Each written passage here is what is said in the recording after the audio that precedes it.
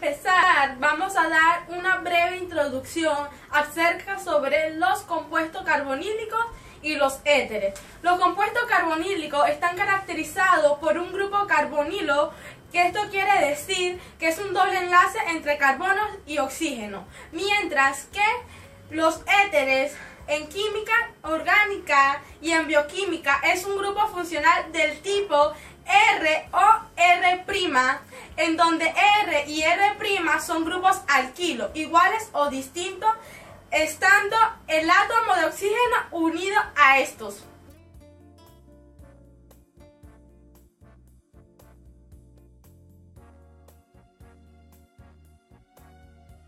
Concepto de éteres. Como anteriormente ya le había mencionado, que la estructura química lineal de los éteres es R o R', pero como no todos sabemos el significado de esto, voy a darle un pequeño significado o definición para que puedan entender fácilmente, ya que son dos radicales unidos a un oxígeno.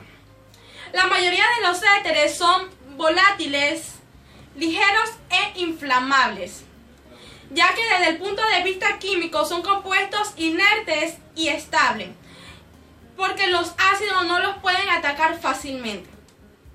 Como ya anteriormente le había mencionado, la estructura química lineal de los éteres, que es R o R', pero como no todos tenemos el significado claro de esto, voy a darle un pequeño concepto para que puedan identificarlo fácilmente, ya que son compuestos unidos a dos radicales aromáticos a un puente de oxígeno. ¿Qué quiere decir esto? Que solo existe un solo átomo de oxígeno unido a dos radicales hidrocarbonados. La mayoría de los éteres pueden ser volátiles, ligeros e inflamables. Esto quiere decir que pueden explotarse fácilmente, por lo que son solubles en alcoholes y otros disolventes orgánicos. Desde el punto de vista químico, son compuestos inertes y estables, ya que los ácidos no los atacan fácilmente. Están estrechamente relacionados con los alcoholes y se obtienen directamente de ellos. El compuesto más típico y común son éter o etílico, pero normalmente lo denominamos éter. Se les puede considerar el resultado de sustituir el hidrógeno del grupo OH de los alcoholes por un radical hidrocarbonato. Estos radicales pueden ser de la siguiente manera: alifáticos, aromáticos y mixtos. Los alifáticos son dos radicales alquílicos unidos a un puente de oxígeno. Los aromáticos son dos radicales arílicos unidos a un puente de oxígeno, mientras que el mixto, como la palabra lo dice, es la combinación de los dos anteriores, que es un radical alquílico y otro arílico unido a un puente de oxígeno. A los éteres se le pueden llamar simétrico y asimétrico. ¿Por qué razón? Porque simétrico quiere decir igual y asimétrico distinto. Como en el caso anterior le estuve practicando que hay tres tipos de radicales, como lo son alifáticos y aromáticos, que estos corresponden al grupo asimétrico, mientras que los mixtos corresponden a los asimétricos, ya que son distintos. Además de la forma simétrica y asimétrica que poseen los éteres, existen otras formas denominadas que son éteres corona y poliéteres. En la estructura étero-corona son aquellas moléculas que en su estructura poseen varios éteres y que además forman un ciclo. En el nombre del éter corona, el primer número hace referencia al número de átomos que forman un ciclo y el segundo número al número de oxígenos que forman un ciclo. Es decir, en esta imagen, el número 12 hace referencia al número de átomos que conforman el ciclo y el número 4 hace referencia al número de oxígenos que conforman un ciclo. Otros compuestos relacionados son los criptatos, que además de átomos de oxígeno poseen átomos de nitrógeno. Los criptatos y los éteres corona son denominados también como ionóforos. Estos compuestos tienen orientados los átomos hacia el interior del ciclo y las cadenas alquílicas hacia el exterior del ciclo, pudiendo complejar cationes en su interior. La importancia de este hecho es que esos compuestos son capaces de solubilizar sales insolubles en disolventes polares, dependiendo del tamaño y de la densidad de la corona, es decir, será mayor o menor su afinidad dependiendo del cation. En la forma poliéteres se pueden formar polímeros que contengan un grupo funcional de éter. Los poliéteres más conocidos son las resinas epoxi, que son utilizadas como adhesivos y se preparan a partir de un epóxido y de un diacol. Los epóxidos son éteres en donde un átomo de oxígeno corresponde a un átomo de un ciclo de 3. Es decir, son compuestos heterocíclicos. Los ciclos de 3 están muy tensionados, o demás ciclos son muy tensionados y tienden a reaccionar con más rapidez en reacciones de apertura o inicialmente tanto como bases o como ácidos. En las propiedades de los éteres tenemos las propiedades físicas y químicas. En las propiedades físicas el punto de ebullición de los éteres es menor que el de los alcoholes. Esto es debido a que los alcoholes, a diferencia, los éteres no tienen uniones de puente de hidrógeno, por lo que esto hace que obviamente su punto de ebullición sea significativamente menor. Es decir, que no tiene que llegar necesariamente a los 100 grados Celsius para hervir o ebullir. También tiene una jerarquía en lo que es al peso, donde los más pequeños son los gaseosos, los siguientes son los líquidos y los más pesados son los sólidos.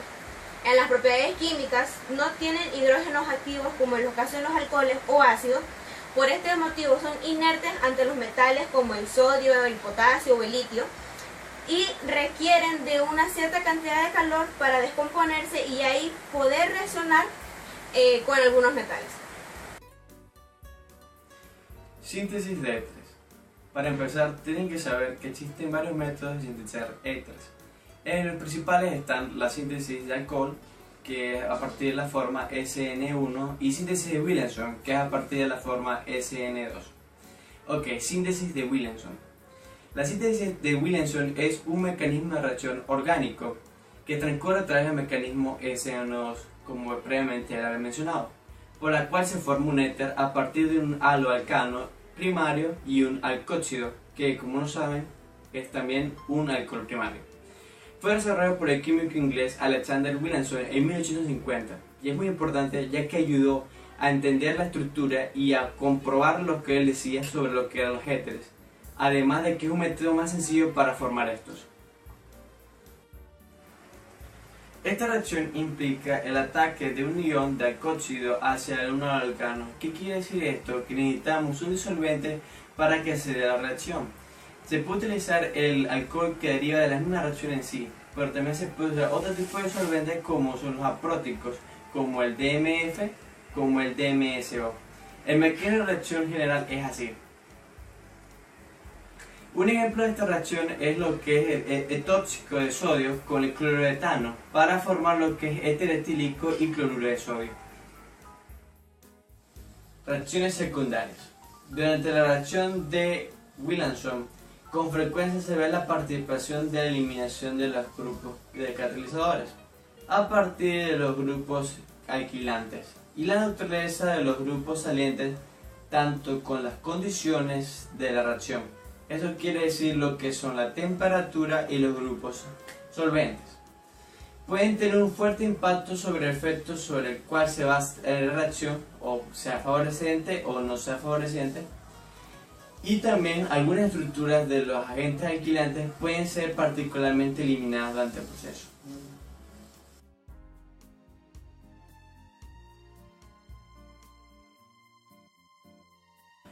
Ok, concepto de grupos carbonílicos. En química orgánica, los grupos carbonílicos son aquellos que están estructurados de la forma carbono con doble enlace hexalucil.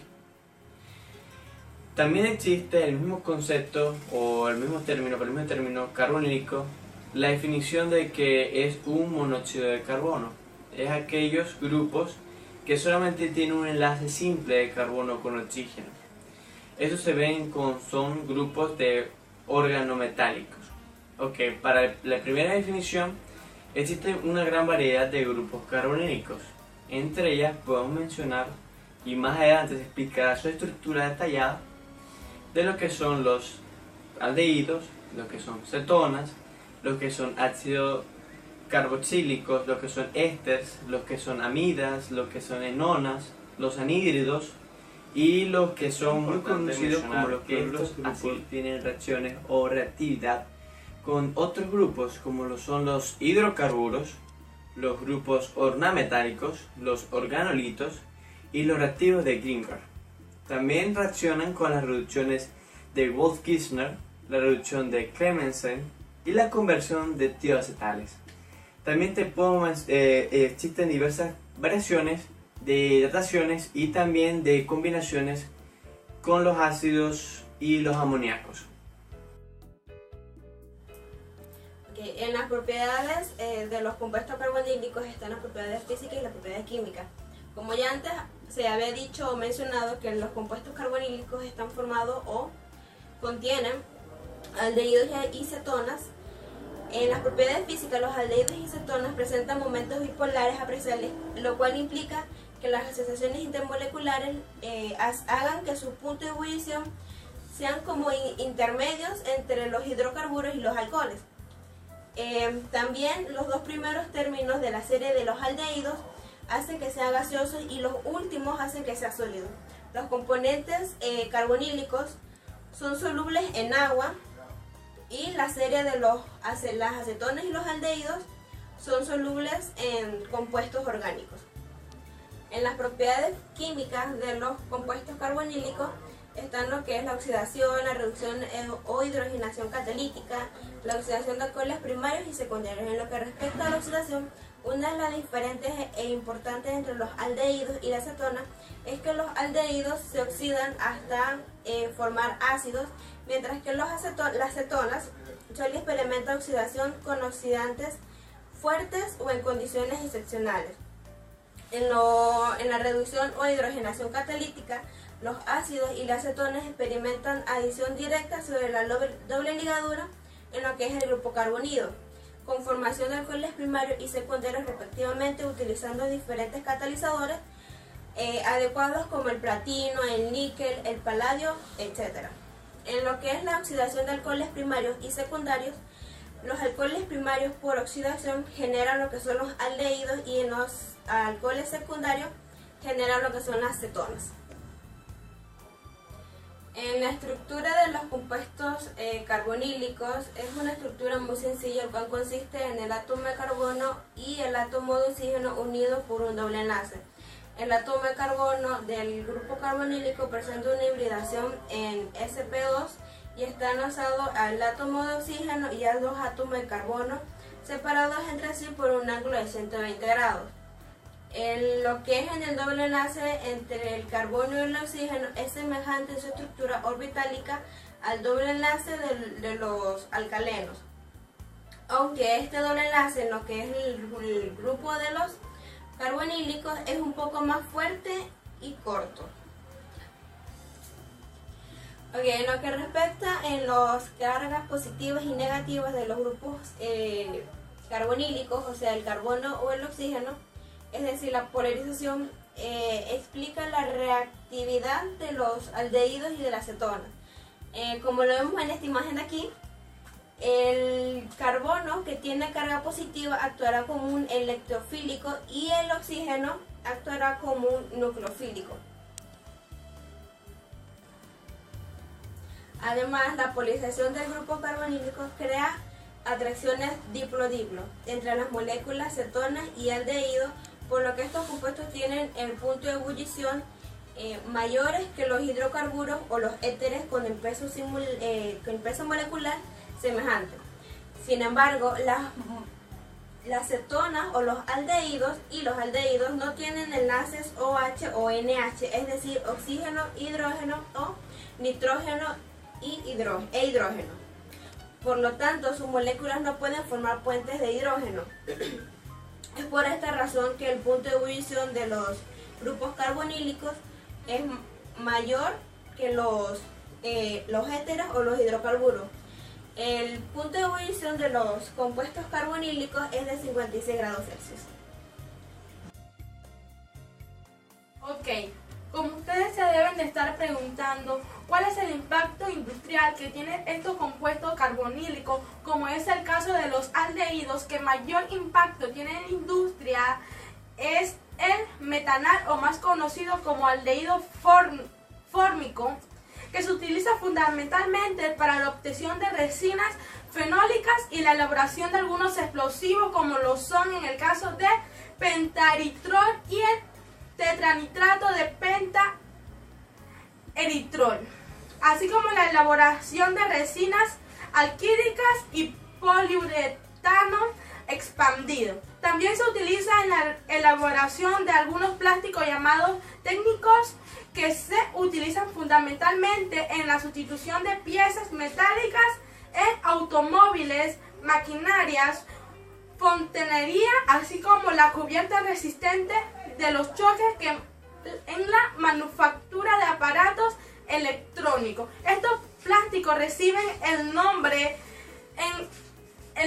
de POM, que significa polixemetileno.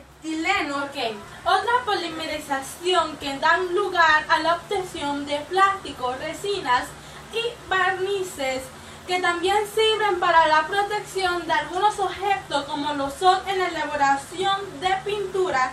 La fórmica que se utiliza como panel de revestimiento es un polímero del metanal. El etanol se utiliza como materia prima para la elaboración de ácido acético y anhídrido acético, y para la elaboración también de disolvente. El benzaldehído se utiliza como intermedio en las elaboraciones industriales, tales como son en la perfumería, colorantes y medicamentos. La cetona, que mayor aplicación industrial tiene, es la acetona, también conocida como prepanona, la cual se utiliza como disolvente para lacas y resina, aunque su mayor consumo en la producción del plexiglas, empleándose también en la elaboración de resinas epoxi y poliuretanos. Más adelante vamos a hacer una pequeña demostración, como es el caso de la elaboración de perfume, que vamos a utilizar los compuestos carbonílicos, como lo son los aldehídos y cetonas, que forman parte del aroma del perfume, ya sea de flores o frutos.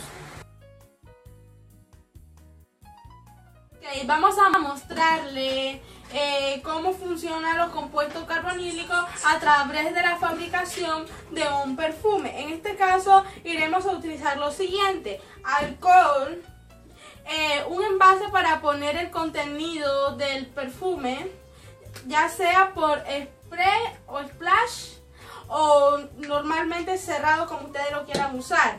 La acetona, que es un ingrediente principal, al igual que las esencias para el perfume, y un envase para medir las cantidades exactas que se deben ingresar en este envase. Como nuestra compañera Margie previamente ya había mencionado, nosotros nos encargaremos en sí de la elaboración de lo que es el experimento casero, que consta de solamente fabricar un perfume a base de materiales que podemos conseguir, y el más conocido es lo que es la acetona. Ahora a continuación nuestra compañera Karen dará un toque más profundidad de lo que vamos a realizar en sí y cuántas medidas necesitamos para elaborar el perfume. Ok, como ya mi compañero Cristian ha dicho, la acetona, pero como es más conocida en la rutina de todas las mujeres como acetona, que pertenece a los grupos carbonílicos. Entonces, para nuestra elaboración del perfume, vamos a usar 50 mililitros de cada ingrediente, que es el agua, la acetona, el alcohol y las esencias para aromatizar. Previamente después lo vamos a agregar todo aquí y lo vamos a revolver un poco y lo vamos a dejar por unos cuantos días para que el olor se concentre y quede mejor preparado nuestro perfume. Es importante destacar que estos tipos de perfumes que se hacen a nivel industrial se realizan en cuestiones de horas, ya que el proceso es una reacción que es controlada a través de catalizadores para que la reacción se dé de manera más rápida y más espontánea, y así puedan controlar la cantidad de producción y así evitar pérdidas en lo que es su mercancía. Okay. Como pueden observar, nuestra compañera Karen está procediendo a incluir lo que es los ingredientes para hacer un concentrado de todo lo que va a hacerse para después revolverlo, agitarlo y poner en reposo.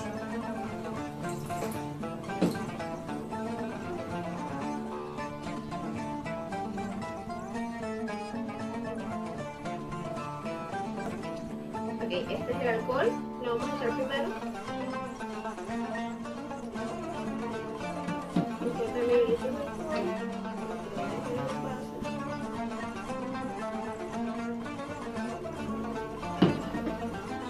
La acetona, cualquiera que consiga en el mercado.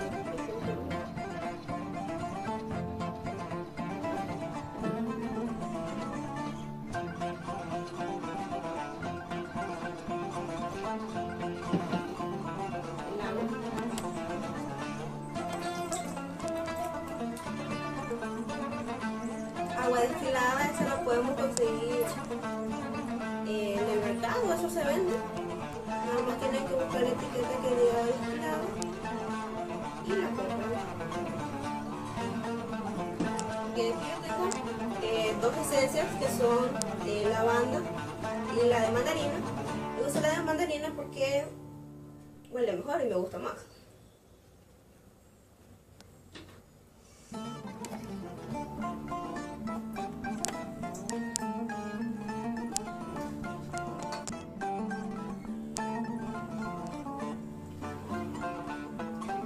Y listo.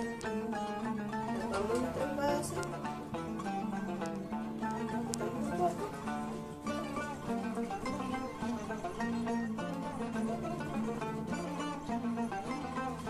Lo agitamos para así revolver todos los ingredientes bien, el agua, el alcohol, la acetona y las esencias. Y lo dejamos reposar por unos cuantos días. Lo que podemos observar aquí es que, aunque las personas no se den cuenta, la funcionalidad de todos los grupos, tanto carbolínicos como los éteres, están presentes en el diario vivir de las personas y que te presentan muchas utilidades, no solamente a nivel industrial. Otra cosa que les quería decir, no importa que tengan el envase que consigan, no importa que tengan el spray puede ser un envase cualquiera, sin que tenga esto, así que cualquier envase les funciona porque lo revuelvan todo bien. Listo.